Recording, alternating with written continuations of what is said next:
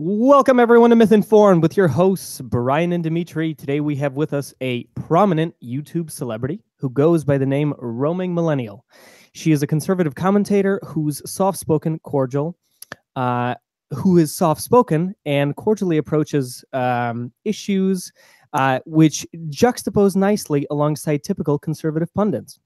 Roaming has appeared on Rebel Media, Rubin Report, Prager U, and Louder with Crowder, as well as doing some in-person speaking engagements, including an appearance with yours truly at the upcoming Kilroy conference in Phoenix. Welcome to the show, Roaming Millennial.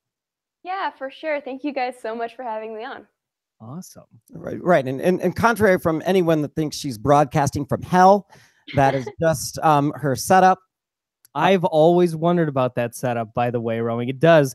I feel like your critics might say, oh, she's a conservative. That's where she belongs. Well, you know what? I don't know if this is any better. Hang on. Wait, can we? There we go. Blue, maybe. Ooh, less demon kind of hellfires. Right. Fancy. Yeah. That's awesome. Yeah, this is a fun thing. I spent many, not many, but probably too much time playing with it when it was new. So that's pretty awesome.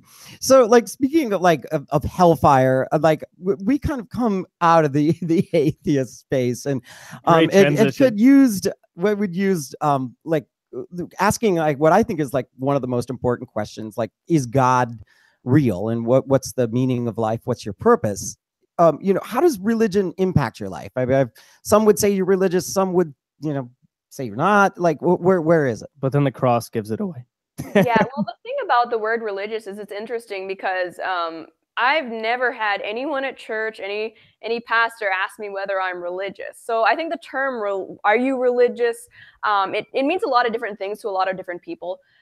Because it coming from, I guess, an evangelical Christian perspective, we don't really think of it like, are you religious, right?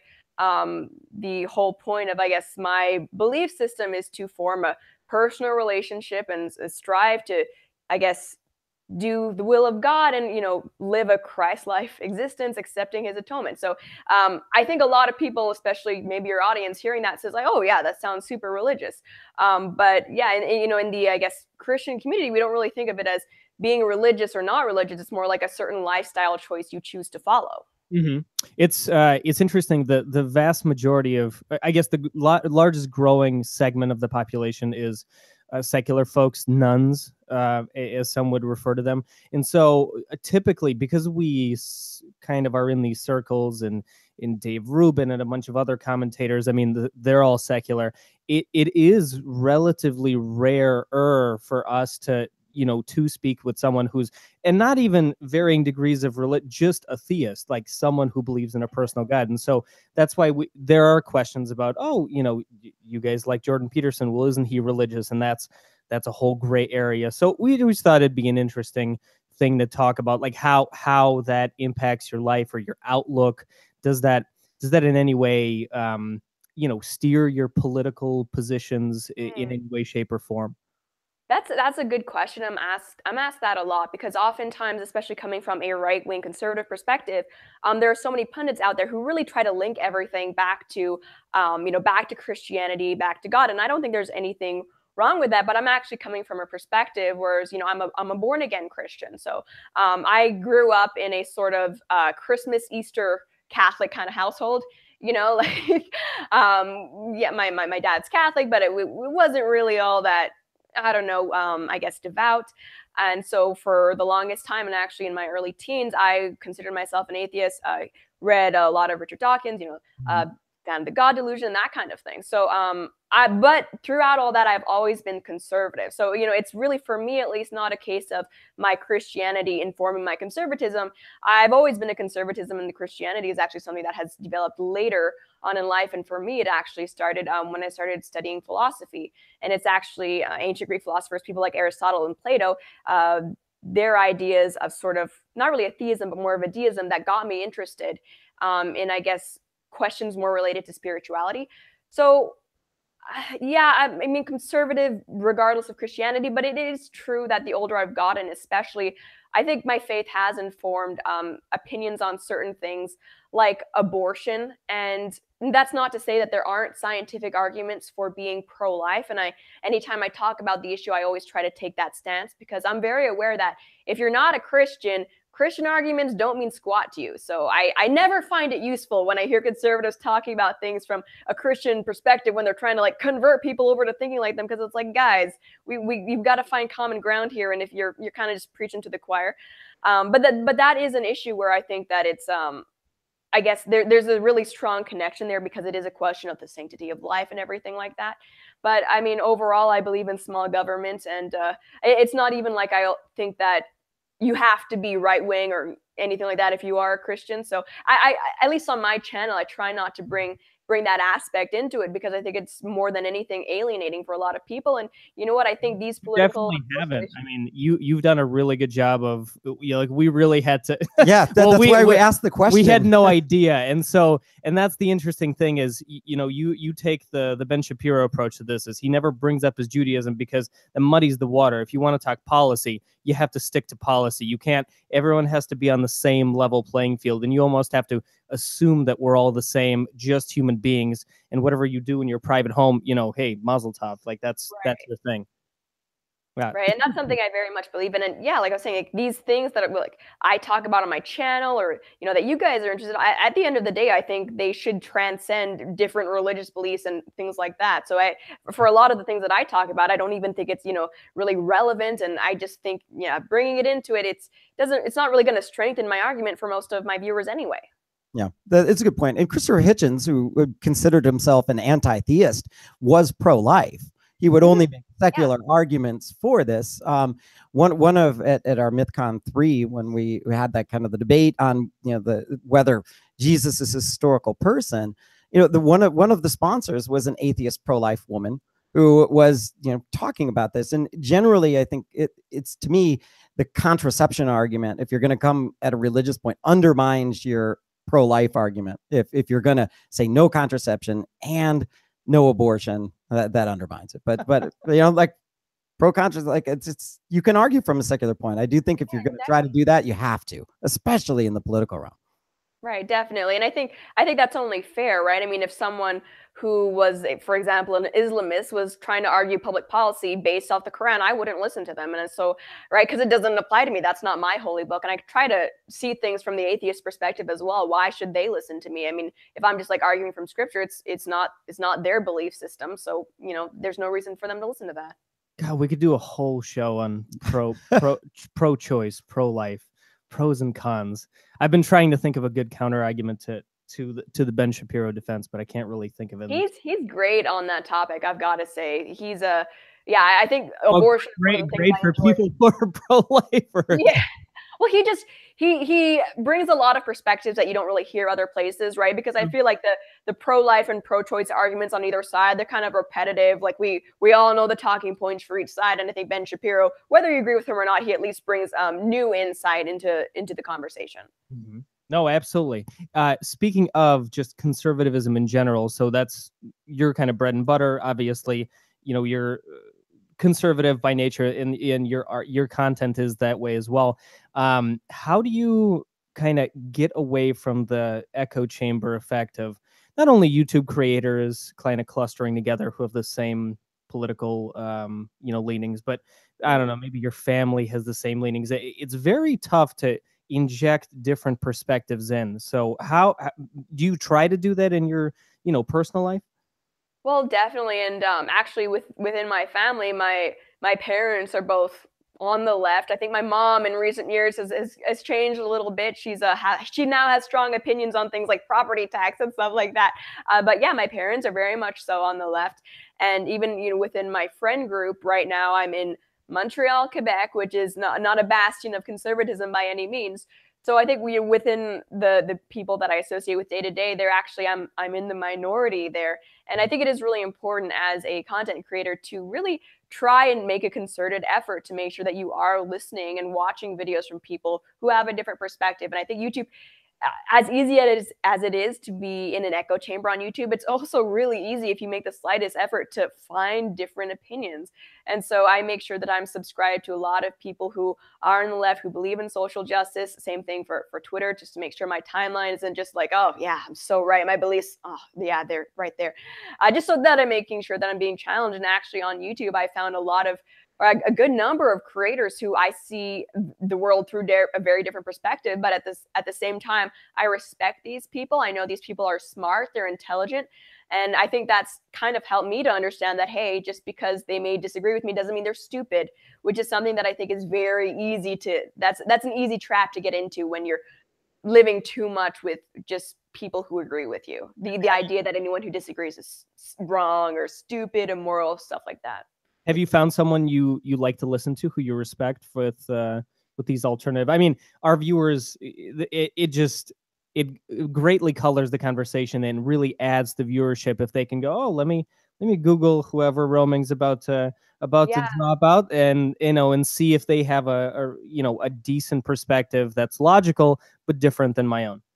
Yeah, for sure. Well, on, I guess, the social justice side, people like Kat Black, I've been watching her videos for quite a while, and she's actually made me challenge some of my own perceptions about things like social justice or racial issues. And I mean, I still disagree with her like 99% of the time, but I think she's very well spoken. She's very intelligent. You can't deny that. And she makes very good arguments for her case. And I think someone like Ash Hardell, if you haven't heard of her, she's quite big on YouTube. She talks about LGBT issues.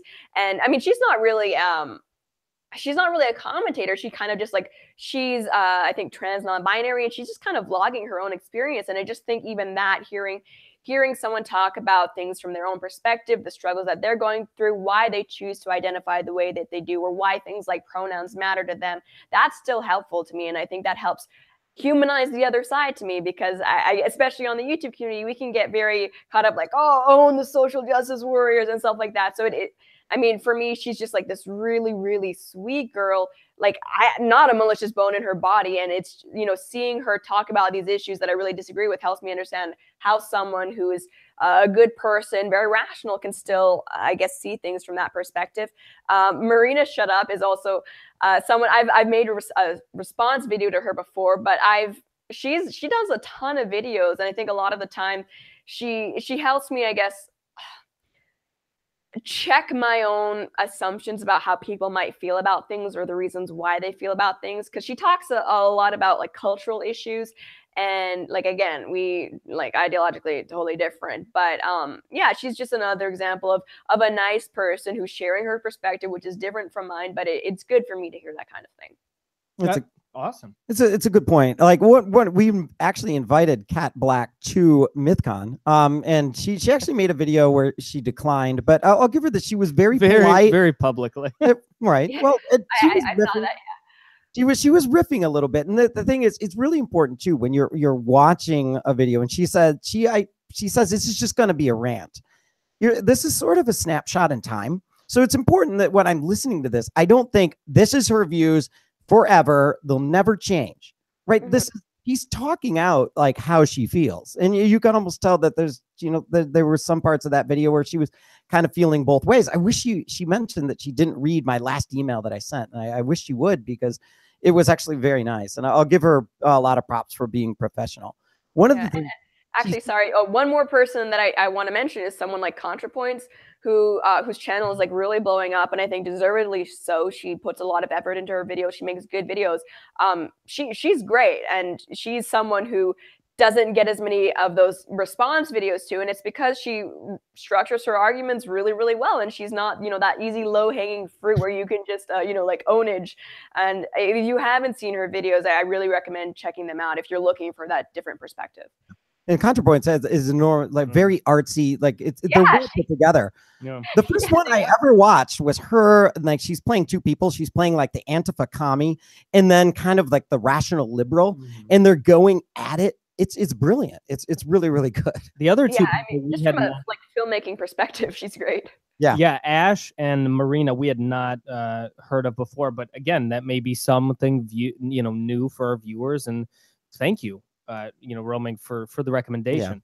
Can you talk to us about how you mentioned that it's been 2 years since you've been in the game? Tell us how you got started. What prompted you? How did you know that you have a YouTube face? What was the journey like for you? Well, I started, it's actually going to be 2 years, I think, in May. So like a little bit shy of that, but I started posting. There were just these Powtoon presentations. So it's this freeware you can get online. And so they were just like voiceover slideshows. So I wasn't actually appearing on camera. And it was just something that I was doing for fun because I've always been interested in political issues, social issues. But at the time I was working in like for a small consulting firm with like learning and development. So I wasn't doing anything related to this, which was my degree and what I'm actually interested in. So my little YouTube channel was just a fun way of being involved in the conversation. And I actually posted my first video after a conversation with one of my friends I had about transgenderism and the whole idea of what is gender a binary, exactly what does it mean to be transgender, that kind of thing. So yeah, it was just, I think a lot of people who maybe are living in more liberal areas like I am, it can be very easy to feel like you don't have a voice out there, like your viewpoint isn't represented. And I think that's what's great about platforms like YouTube, is that it gives everyone an opportunity to sort of air their grievances, their arguments, so at least they feel like they're being heard, they're doing something to contribute to the dialogue. And that's how YouTube started out for me, and it kind of just grew from there.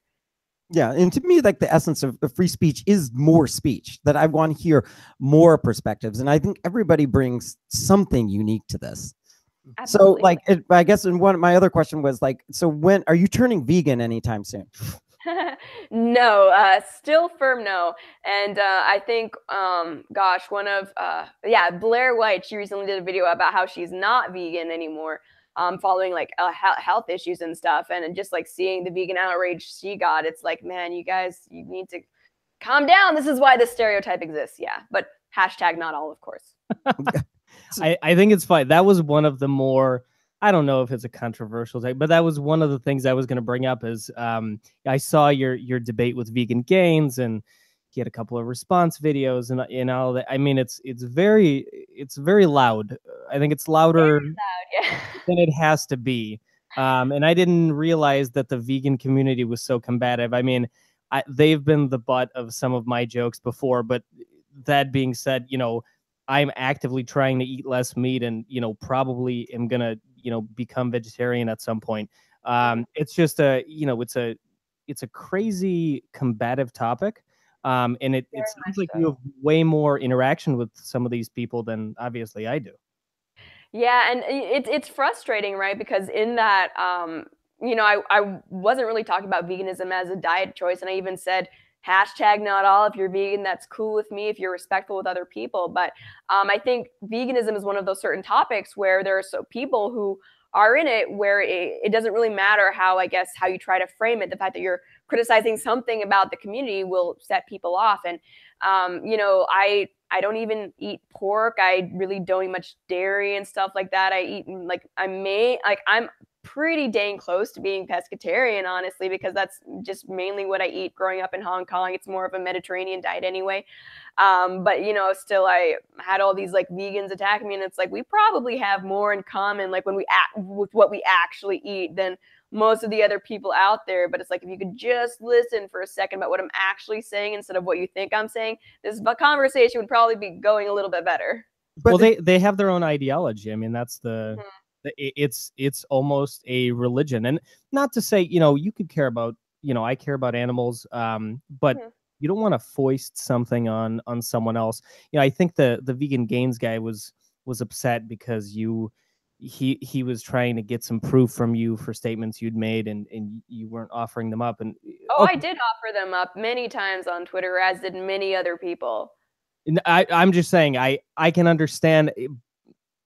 I can understand his perspective, but he got way too emotional over something that shouldn't have been emotional in the first place. Typically, when I talk to people, especially my family, I'm always like, so it's almost, it's kind of like the closed case that eating meat is probably not great for you. But if you want to, absolutely, go ahead. It's just like, that's the libertarian nature in many of us, is you should do whatever you want to do. as long as it's not hurting other people. And and I think there's like, well, with anything, you know, the idea like eating meat, it's such a broad term that we're using. And again, it's not just meat they're talking about, it's like any animal byproducts. And I just like, I don't like speaking about these things like so broadly, which is why my whole video was about the behavior. And I think like, unfortunately, I think anytime someone talks about vegan behavior, it just kind of illustrates the problem. But with that being said, though, I had a lot of really nice vegans who were messaging me, who was like, hey man, yeah, you know, I actually don't even like to bring up that I'm vegan because then people assume I'm a jerk, and that's not okay either, right? And I think as people who aren't vegan, we also need to try and, you know, when we're dealing with individuals who don't eat animal products, try not to, I guess, insert our stereotypes that we have of people like vegan gains onto these individuals, because I've, you know, had tons of vegans email me saying like, I'm actually scared to admit that I am vegan to people. And yeah, that's not okay either. So this whole thing has just been like, I guess, you know, on different perspectives, just blown out of proportion. I think we just all need to calm down about it. Yeah, I think when you part of it, like ideology, I mean, it may be as simple as identity. Like if you identify as a vegan and then if you're asking and introspecting, well, why would you want to do that? It's kind of like you're almost in being in trouble. Well, you know, why who you are, you know, why are you who you are? And now you're taking it very personally, as opposed to, you know, why are you using the salad fork and not the regular it's fork? The militant approach. I mean, there are militant atheists. That doesn't mean every atheist is like that. Right. They're just people that are like, this is me. You should be like me. But I mean, you can't take that. That's probably one of the problems with identity politics, and I see is that it's so hard to debate issues, because once you're on this side, if I'm trying to criticize logic, or even if it's coming inbound, if you've got that identity, you can get emotionally hurt, you know, and like then you're thinking, oh, you're criticizing me, not my idea, because most people like it's okay to turn around the idea. That's what people get so upset about, right? Is that you can't really talk, like whether it's veganism or, you know, Islam, very similar reactions I've had. You can't really talk about these ideas or these, I guess maybe like generalities without individual people getting very, very upset because you've attacked their identity, which they feel is like the core of who they are. And, you know, it just kind of leads to a much more hostile environment than I think is necessary for a lot of these conversations to happen. Yeah. That's my biggest critique, is it's hard to step away from identity politics. And I guess speaking of identity politics, I mean, in this case, we're probably talking about, you know, left-wing identity politics, but you're no stranger to like going into a circle where there's right-wing identity politics, in the fact that you interviewed Richard Spencer. And there was a lot of critiquing. Brian, he's not right-wing. We figured that out. Right. Well, we're defining it, right? When I didn't know what to expect when I watched the interview, so I'm like, okay, I'm gonna watch it. I was utterly surprised to hear him speaking highly of Bernie Sanders. That was a mind-blowing moment. Right. He's actually not a Republican. He's not a conservative. He's a European right-winger. He's a European nationalist. He has no correlation to the U.S. right-wing party at all. Yeah. Like this is not a Jack Kemp Republican at all, which was weird. But that not a Bob Dole, nothing like this small government conservatism for people whose brains are blown. Go and watch the interview with roaming millennial and Richard Spencer. Right, he advocated for the forgiveness of college debt. Yeah. Right, wow. And you know, he talked about things like universal health care. You know, structuring universities like they do in the Scandinavian countries, I believe, was another thing that he mentioned.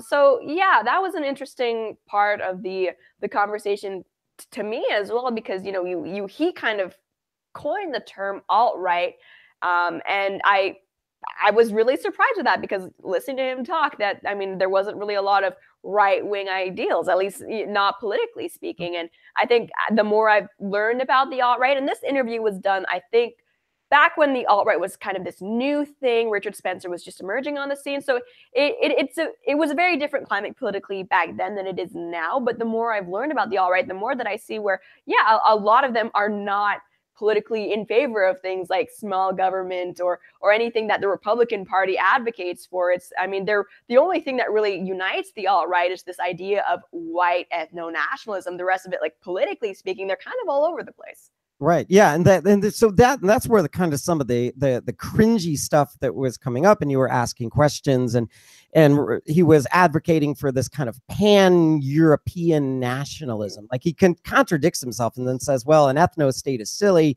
but then maybe we should kind of let the blacks have Florida and it'll be fine, and repatriate people to Africa. Yeah, it was. But I mean, there was a whole bunch of ideas in there, like this white identity is okay, and we need to circle around that, even though most people that are white don't identify that way. And there's certainly like some ugly elements of, like immigration being bad. And what this reminded me of was just this kind of regression. That the Chinese did this in the 1450s, where they had this they were like the top in culture. They're the most powerful nation in the world, and they're exporting their culture. But then they have this complete move inward. And after that, they go into decline. And I think that the worry was, these outside influences from Africa, from Asia, and their ships were everywhere, are going to pollute our culture. They're going to contaminate Chinese culture. And they turned inward to block these influences and quickly fell behind. And it was from absolute practical standpoint, this is absurd. And not to mention, the ugly racism of it all. The alt-right, like that. It was interesting. There's just it's interesting. The ideas fail. Talking to alt-right people, it really just sees how differently they hold certain values and principles. Like Tara McCarthy, who is another alt-right figure who I've had on for a debate. She, I kind of brought up I forget what led to this, but we were kind of talking about the economic sustainability of things like ethno-states, and she flat out said that she would rather be in a poor but homogenously white country than in a economically successful, I guess, more metropolitan, diverse makeup like the United States. And that to me was very interesting, because I think it just goes to illustrate how, yeah, they're looking at things from a very different perspective than someone like me, for example. It's xenophobic, I think, more so than anything else. Well, and this is I think the big question, some of which was brought up by our listeners before the interview, is, well, how could you interview, roaming? She had a very friendly interview with Richard Spencer, and she's friendly to racists. And I get this emotional reaction. Again, people are allowed to have emotional reactions. They just need to dial it back sometimes.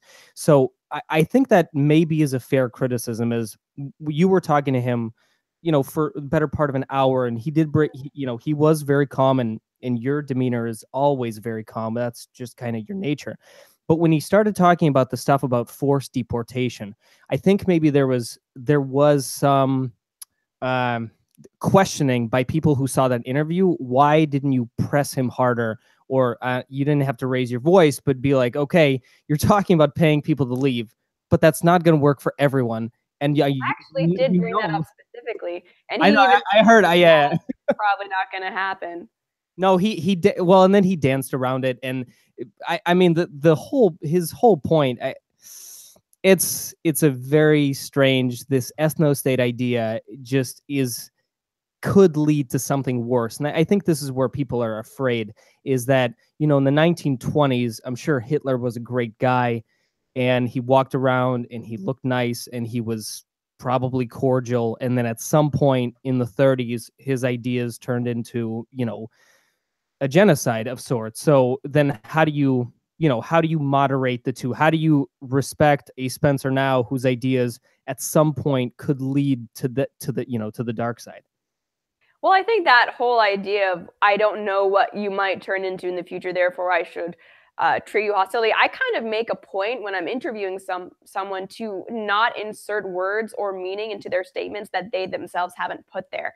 And some people might disagree with that, but as someone who has a lot of words and meanings inserted to her mouth that she never said, I think that's kind of part of giving someone a fair and open platform.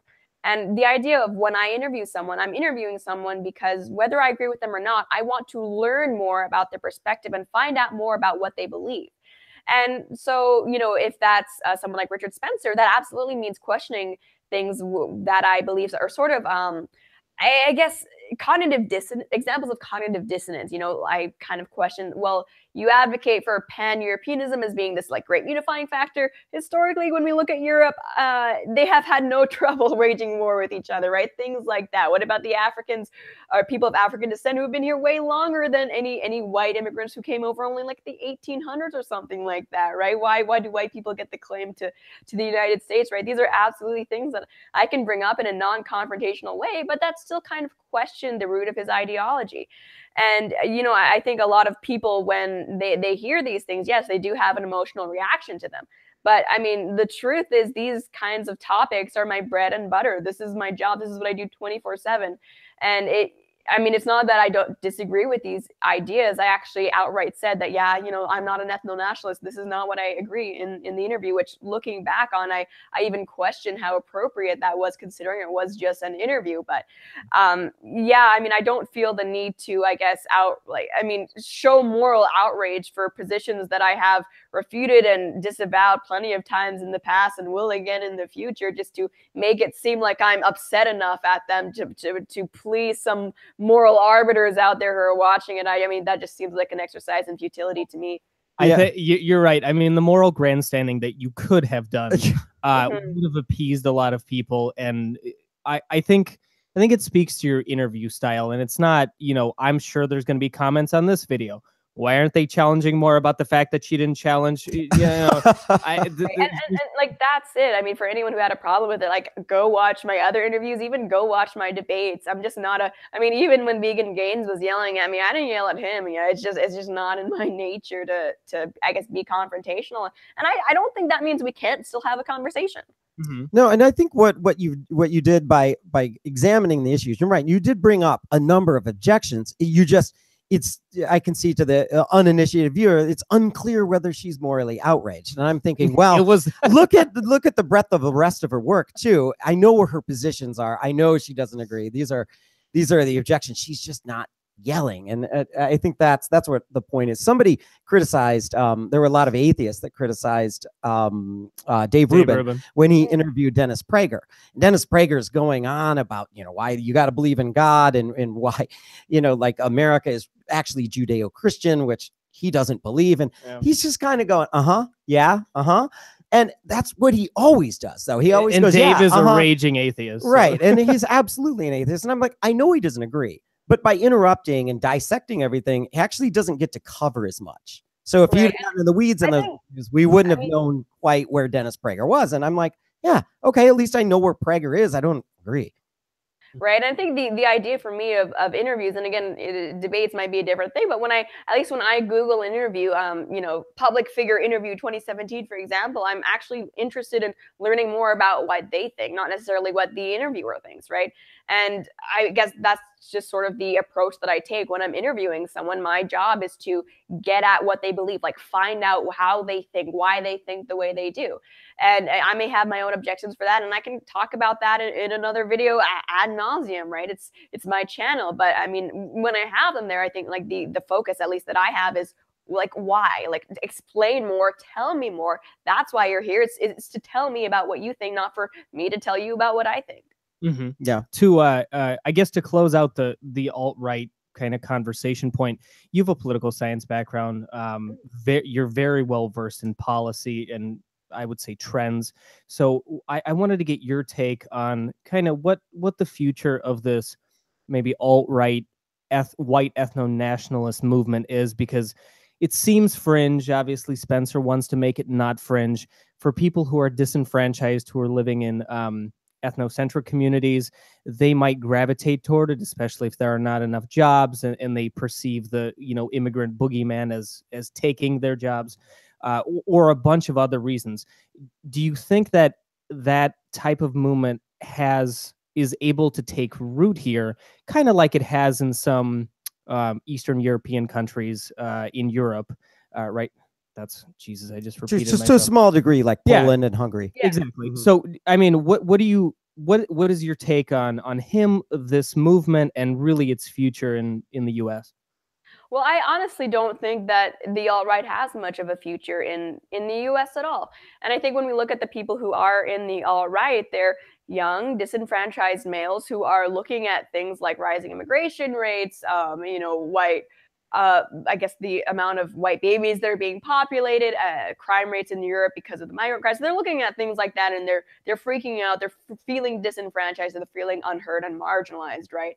And so I think that's what the force of this movement comes from, right? Those are the core of the alt-right, and I think that's also where a lot of the frankly hostility of the alt-right comes from, because I mean, you know, Richard Spencer, I disagree with him, but he's always been nothing but cordial to me. Other figures in the alt-right, Terry McCarthy, Greg Johnson that I've spoken to, they've always been millennial woes. They've always been very, very cordial with me. However, that is not your average alt-right commentator, right? They're kind of vicious. Like, they're kind of up there with the vegans in terms of just going to, I guess, like flood comment sections with like mean stuff. But I think that comes from a place of rage and disenfranchisement. But if we look at the future of the country and where most people are, most people, not specific to the alt-right, are kind of feeling like, hey, looking at our unemployment levels, especially among unskilled workers, maybe let's dial back immigration to where it's sustainable. Maybe let's actually enforce our borders.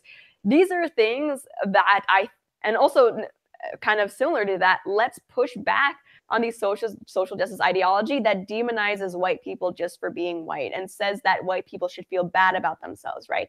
So there's already that pushback to these things the alt-right hate coming from people who are not alt-right. So I'm hoping that when some of these things begin to be addressed a little bit more, things like open-ended immigration, things like the demonization of white people from the far left, I think once these things start to be dialed back a little bit, I do think that a lot of the, I guess, like rage that the alt-right is feeling will start to subside, because right now we're at this point where like things are very, very polarized, and right, and the far left and far right, they're kind of like reactionaries feeding off of each other. But I think the center left, center right, we're gaining momentum, we're being louder, we're kind of at the point now where I think a lot of people are like, okay, enough with this extremism. So I think as things start to calm down and hopefully get back on the right track, I think we will start to see the alt-right kind of just disappear as these people, get jobs, move on with their lives, see that things aren't that bad because they're getting better. And I just don't see them, taking power of the United States anytime soon.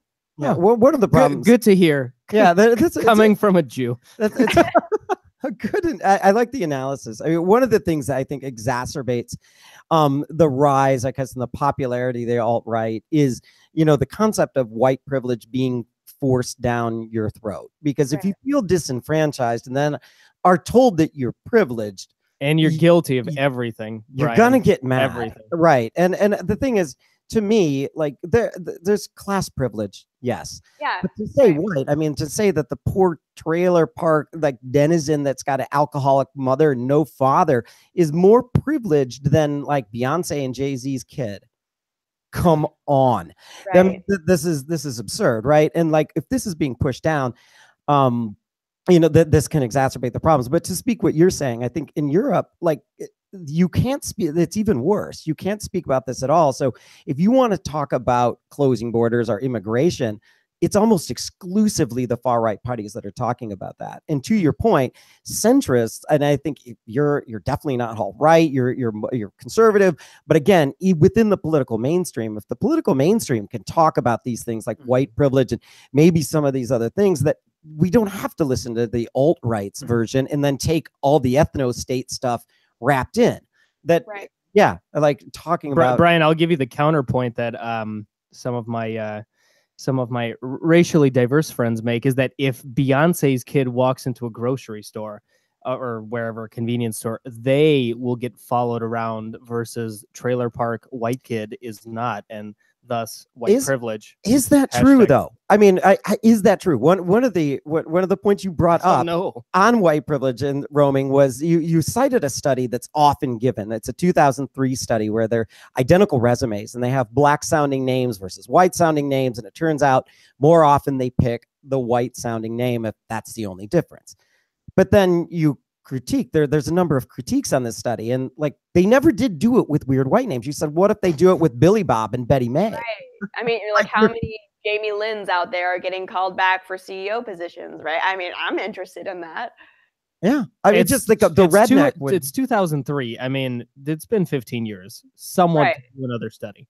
Right. And I think the thing with that, like even, you know, the idea that someone might be followed around just for being a certain color, I think there is still like a socioeconomic issue to address there. If a black man comes in wearing a suit versus, you know, a young white kid in a hoodie, you know, with tattoos and a neck tattoo, like who is the store owner going to assess as the bigger threat there, right? There's just, and like I said in my video, I'm not saying that certain privileges don't exist, and I think class privilege is a huge one, but to kind of simplify it to just, you know, black, no privilege, white, super privilege, it's just, you're overlooking way too many variables. Right. Now, there probably is the community where it's very insular. They've never seen a lot of black people. And then, and you're afraid of what you don't understand.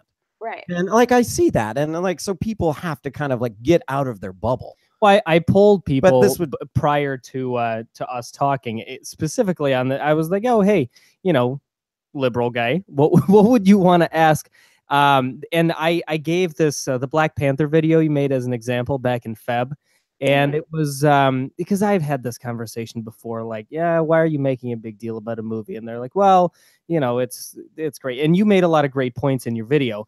The one counterpoint that I had heard, again, this is from, you know, from folks who took objection to it, is that it was the biggest, it was the first all black cast movie with enormous budget.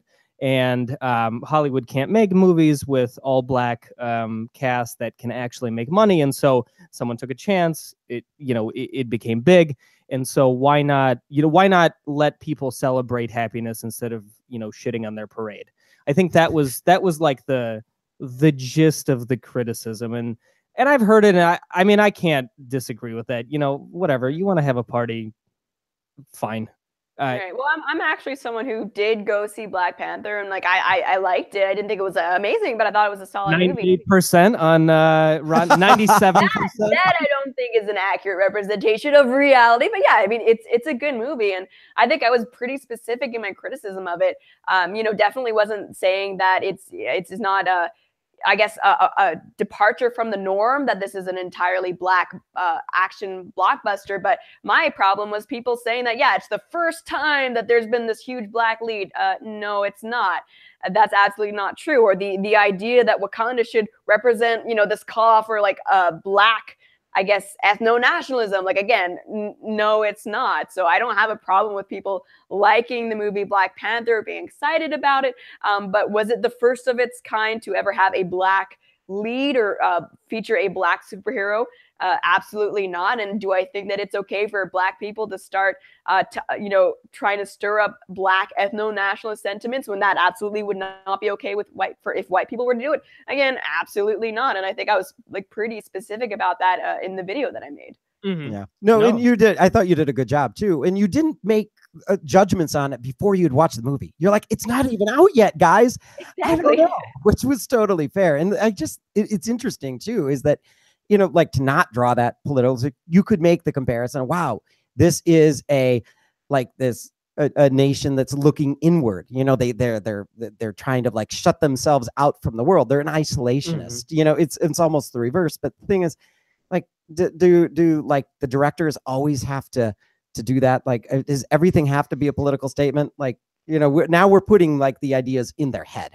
So I think it's important not to make every too much movie of is it. a political statement. Frozen was about gay rights. I mean, come on, it got to Disney, so you know. Okay, Cannonball Run 2 was not a political statement. And I'm actually someone who I can watch a movie with a political statement that I disagree with and still like the movie if it's a good movie.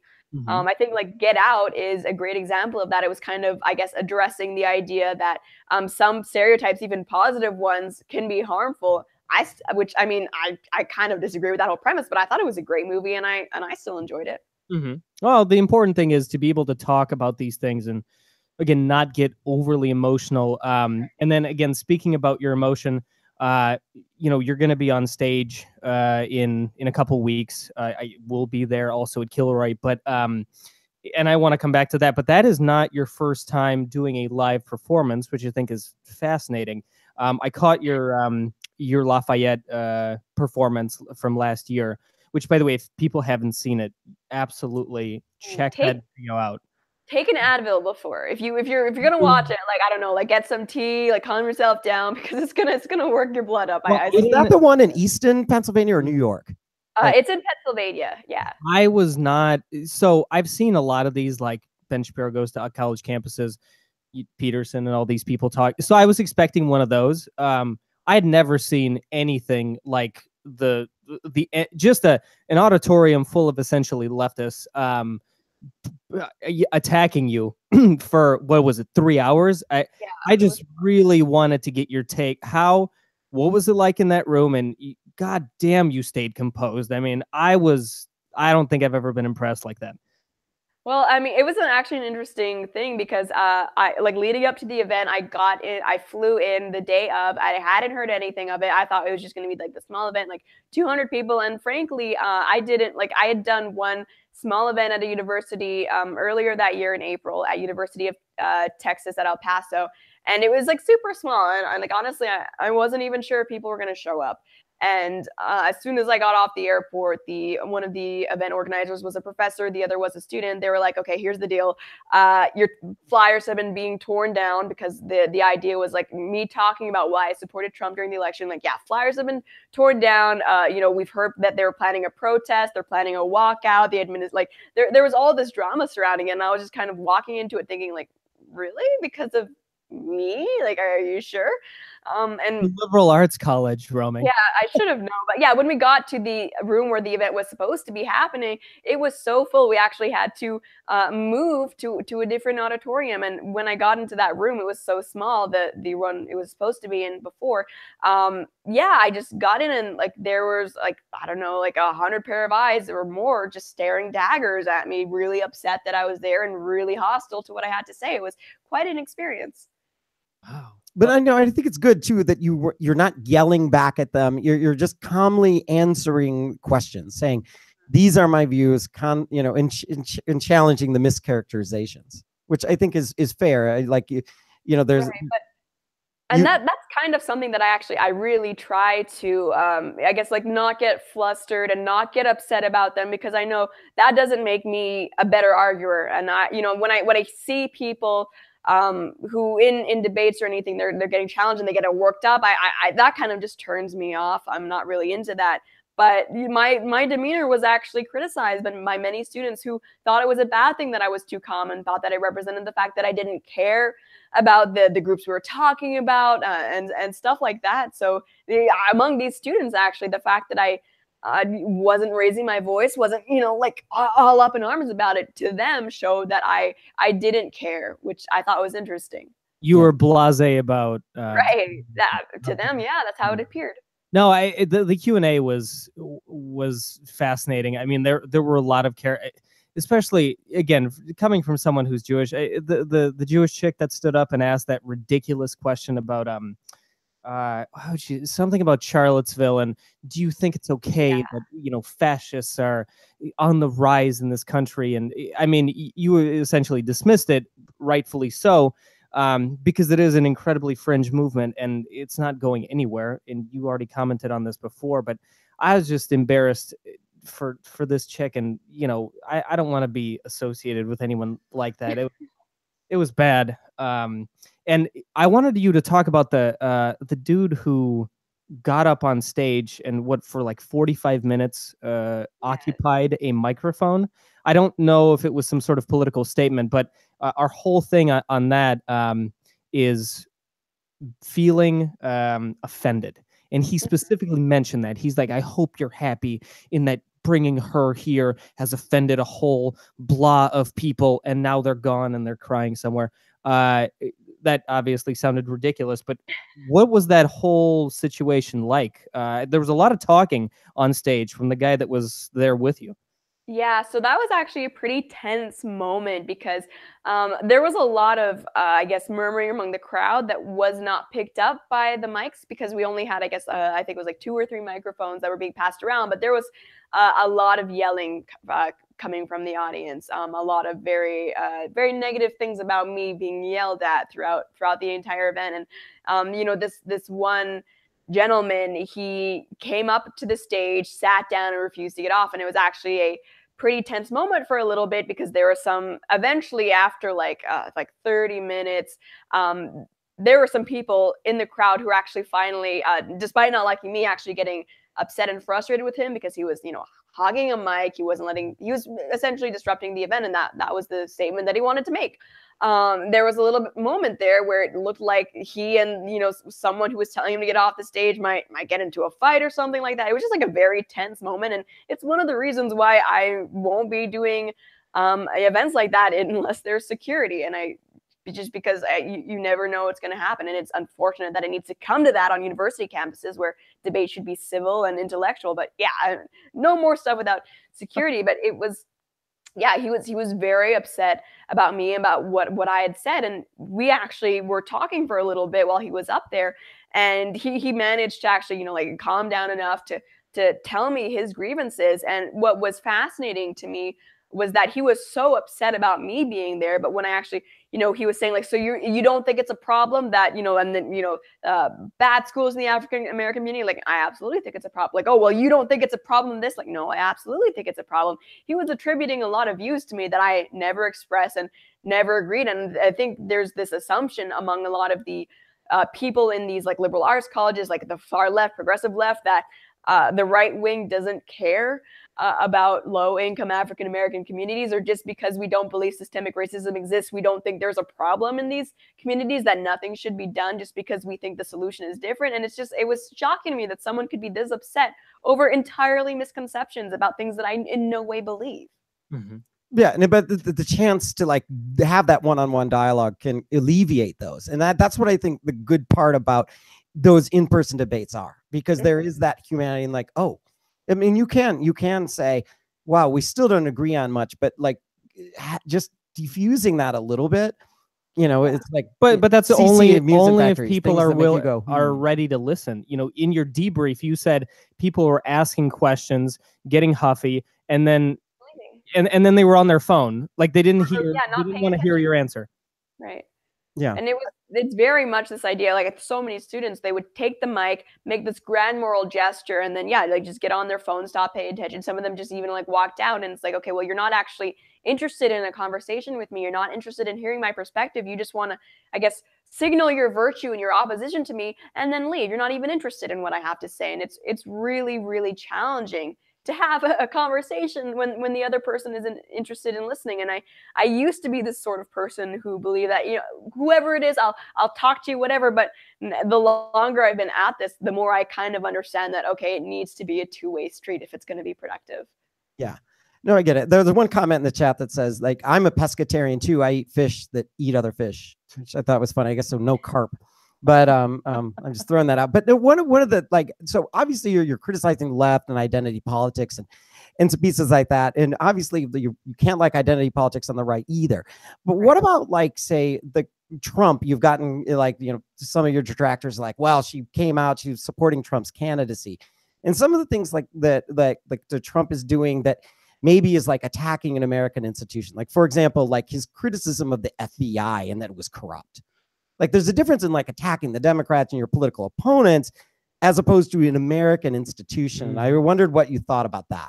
Well, as someone who is, not just on the right, but very much a small government libertarian, I have absolutely no problem with criticizing American government institutions as being too big, lacking transparency, and being corrupt. So I am all for that, actually. And especially when a lot of the things we see coming out of the FBI, and it's not to say that the, rank and file FBI agents who are, I guess, on the ground doing their jobs, putting their lives at danger, but I think there are real issues in leadership that I think kind of go beyond the left-right paradigm. I think Washington in general, it's a corrupt cesspool right now, because I mean there are people there who are unaccountable. They don't have voters to answer to, and everything they do is classified. So it's not like we can even keep tabs on their progress, what they're doing. And I think it's really created a toxic environment. And I'm not 100% on board with everything that Trump does, but criticizing the FBI is not a problem that I have with him. Okay, but to unpack just a little bit more, but a specific individual, okay, he's going after, okay, maybe one person is a problem, but wouldn't that the same criticism that when the left would say, well, the Baltimore Police Department is corrupt? and just kind of like casting it on the whole institution, as opposed to pointing out specific things that may be wrong. Sometimes like it may be the same thing that we would argue that, you know, the left jumps on too quickly. Well, I think with the issue with the FBI, when we're actually looking at the application of gaining FISA warrants and everything like that, those are actually very, very specific things that we can point to, and you know, lacking transparency in those courts. And when you have a one-sided court where the person who's being investigated in question does not have a representative, I think it really does fall on the FBI to I guess in good faith bring as much information forward as possible, so to give the other person right there, I guess, fair trial, which they're not even in a part of. And, you know, concerning the Baltimore police, I'm also someone who does believe that police brutality is a problem. I'm not saying that all police are systemically racist, but I think there are a lot of police shootings that have shown that there is at the very least potentially a lack of training, a lack of decent protocol that does exist in a lot of these things. So again, I'm not even someone who would look at the Baltimore police force and say, nope, they're totally fine, absolved of any criticism there. So I'm actually someone who is very all right with being critical of institutions at any level. And I think that's not me being a right or left winger. That's just me being someone who leans more libertarian. One question I had based on kind of something you just said is, you mentioned that there are some criticism of Trump, though in large part you're kind of supportive. That being said, as a content creator, you're putting stuff out there. You already, you have a following. I assume it's people who identify with conservatism. Do you feel like you could make a video, for example, that would say, all right, generally I'm right-leaning, but here are the issues that I see with, I don't know, the Republican Party or Trump, for example. Do you feel that has a place on your channel? Have people asked you for something like that? Or do you think that by the very nature of you doing something like that would alienate your listenership?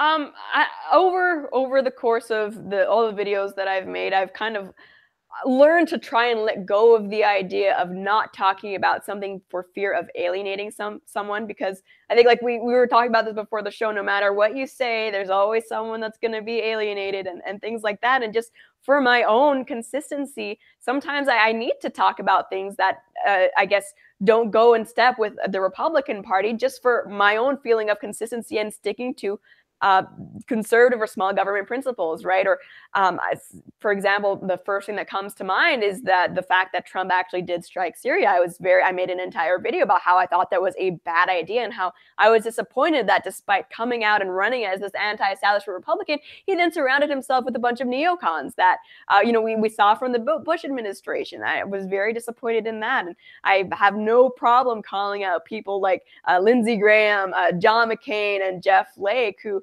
though they're Republican, absolutely don't seem to care about things like fiscal responsibility and, fixing Obamacare and things like that. So, I mean, for me, it's not really a question of like alienating people or not. I'm trying to stay committed to my beliefs and my principles. And if some people don't like that, and that happens a lot, then there's not much that I can do about it.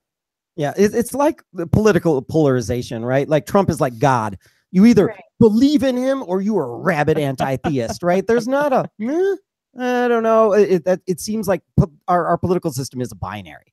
And if to pick, so I mean, all the moral judgments. Yeah, but people need to start thinking for themselves. I mean, in that election, I was a Bernie supporter, but I had plenty of things that I didn't agree with him on. And so, and that's what's so hard, is that if you come out in favor of supporting someone, a lot of people will like, oh, well, what about this thing? What about this thing? And you're like, kind of like, whoa, I didn't say I agree with everything. It's just like, overall, I prefer him to the other person. Yeah. And speaking of not agreeing with everything, we want to say hi to Brittney Simon, who popped up in the chat. She's going to be what do we not agree with her on? A moderator of MythCon. But no, she says that she will also go on stage with people that she doesn't agree with. And we have her in the role of the moderator between Derek Blackman and Marissa J. Johnson, who don't disagree. But I think this whole idea of talking to people that you disagree with really ought to be promoted. This is why I don't give you, I don't cast you into hell, even though you are behind a fire, for talking to Richard Spencer, and even not being brutally hard on him. You're sitting there actually very casually pointing out things that are wrong in a statement, you're just not getting morally outraged. But like having these conversations are good. Who knows if there was somebody in there that was like, oh, wow, you know, there is some cognitive dissonance there. Like, you know, it's just the fact that you don't have moral outrage, like, you know, that no, you have the conversation. Well, you don't have to virtue signal. And yeah, and I think we should be talking to those that we disagree with, and like more and more, and bring it to stage. And in person, I think hopefully that's definitely going to happen at MythCon. Kilroy's coming up before that, and we hope there's a diversity of opinion there. And any idea what you're talking about at Kilroy? Do you want to give us any hints, or does that have to be in a locked vault? I don't know if it has to be in a lock vault, but the idea, I hope the organizers aren't mad. What I'm kind of excited about talking about is the idea that we need to censor dangerous ideas, because I think a lot of people nowadays, they might say like, yeah, I support free speech, but, we have like a lot of free speech asterisk supporters, right? Like free speech except for, and then they list all these things that they don't think should be part of free speech. So I think I'm excited to talk about why these controversial ideas, why these ideas that I find repugnant even, that's why freedom of speech exists, right? You don't need freedom of speech to protect the, I guess, status quo. Puppies are friendly. Like that's kind of stuff isn't why freedom of speech exists. Freedom of speech exists specifically for the stuff that gets people mad. And I think a lot of people forget that. It's a good point, because in 1958, if I would have said, hey, I think interracial marriages are a great idea, that could have been deeply offensive and something that maybe would get censored on one of the 3 networks. Like, but then think about that. Like, wow, that would seem ugly to censor that opinion. So it's really hard to say, you know, and I think offense itself should not be the judgment. Obviously, there's limits on free speech. You can incite violence. I mean, that's a limit on free speech I'm okay with. Richard Spencer would very much disagree with you on the interracial thing. He would. I know. That's one of. How are we going to determine who's racially pure, though? Right? I mean, like the South Park episode. Don't go down. I'm 3.8% victim. Right? Like we are all mutts. Like at what point do I become black? I don't know. Like, come on. It's silly. You know, so many jokes you could make there. But so seriously, many people you could piss off. No, we are generally excited to meet you, you know, face to face when we get to Kilroy, and I think it'll be some interesting topics. You know, we're going to be talking about creating conversations. You're talking about what is and is not censorship, which will be fun. And you're on stage. Are you just giving a monologue of sorts, or are you talking to anyone? No, I think I am part of some panels, but I mean, we discussed all this so long ago. I don't remember which ones, but I am doing some panels, and I'm excited about that as well. I'm just excited for the whole thing in general, because I know there have been some people say like, oh, what, 3 days about free speech? Like that's boring. Free speech is something I'm super passionate about. It could be a month and I'd still be excited. So I can't wait. No, that's awesome, and we can't wait to see you there. Absolute pleasure chatting with you, Roaming. This has been phenomenal, and we're gonna keep the conversation going. Hopefully, people in the Phoenix area can come and watch you live on April 20, something like that. 21st, yeah. 21st, 22nd. I don't know dates, man. This is why we have a producer. So no, but thank you so much. It was a pleasure, and we'll see everyone next week. Yeah, and thanks for having me. Absolutely. Thanks, Rob.